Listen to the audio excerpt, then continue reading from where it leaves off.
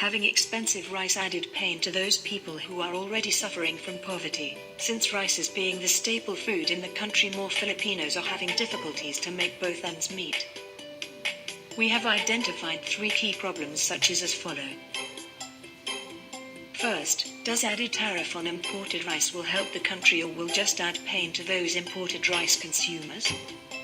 Second, what causes domestic rice to be more expensive than imported rice? Third, can the government resource affordable rice for poor Filipinos if they reduce the amount of imported rice? Rice is relatively expensive in the Philippines because the cost of producing rice in the country is much greater than in other countries. Under the current domestic price and policy conditions, Filipino rice farmers are not competitive.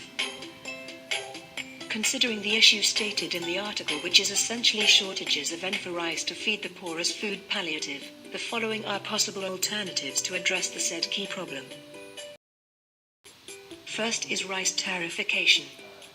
As an alternative, the advantages of passing the rice tariffication bill include increased supply of affordable rice, reduced inflation and increased household savings, and lastly supported projects from tariff revenues modernizing the rice industry and enhancing its efficiency. Having no rice import quotas calls for more supply of cheaper rice, therefore alleviating any ENFA rice shortages and their lack of buffer stock for emergency cases. The passage of the rice tariffication bill also has its disadvantages. First would be the negative impact on the livelihood of farmers, since this alternative runs the risk of imports arriving late and coinciding with the harvest season. With the low yield and high cost of producing rice locally, consumers would therefore opt to buy cheaper imported rice than a more expensive locally produced rice.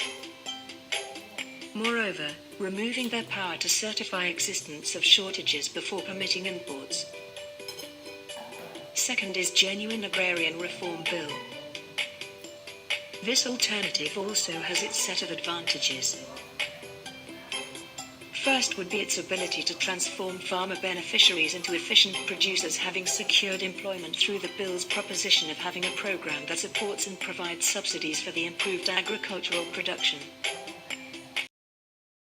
Second would be the increased income of farmers caused by them not having to share a portion of their income with the landowners. Third would be increased local supply of rice due to having bigger land areas devoted to paddy and increased farming productivity.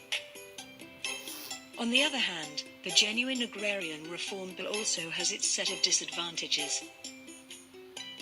First would be that it is a long-term solution for rice shortages. Second would be the economy's decreased investment outputs, which is a big contributing factor to economic growth, caused by the proposed illegality of land conversion. Lastly is the possible impact to businesses with ongoing plans to convert agricultural land to industrialized land.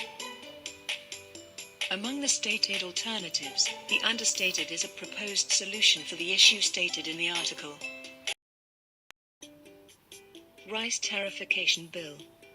Considering that the ENFA rice shortage and lack of buffer stock is a pressing concern, the rice tariffication bill would be more rational to pass than the genuine agrarian reform bill. Despite the presenting impacts to the farmers in the short run, they will still eventually gain from the bill, seeing as revenues from the tariff rates collected would be used to improve their productivity and increase their efficiency. Moreover, this alternative considers a wide range of beneficiaries, from consumers to businesses and to poverty-stricken households. This is because of its inflation-reducing advantages and its ability to increase supply of rice. In line with the proposed solution, the government needs to come up with a program/roadmap to enhance the productivity and efficiency of the rice sector and put in place the needed support for affected farmers. Should include the following activities. First, investment in infrastructure and post-harvest facilities, including farm-to-market roads and bridges, should be further increased. Investment to modernize post-harvest facilities should also be a focus.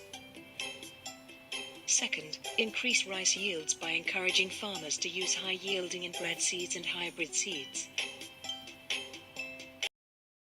Third, further develop irrigation systems to cover areas that have great potential to provide sufficient and sustained water to support crop/rice cultivation. Fourth, the availability and access to affordable credit can be revisited to support both production intensification and diversification. Fifth, strengthen extension services to facilitate the promotion and upscaling of best practices and appropriate adaptation and mitigation measures to strengthen agriculture and enhance its resilience to climate change. Lastly, promote diversification to high-value crops, especially those that have greater potential for processing in uncompetitive provinces. In this case, DA's banner programs on high-value crops, livestock and fisheries should be provided greater focus to enhance participation of farmers in the commodity value chain. Considering the advantages of tariffication, the Philippines should tarify its QR on rice.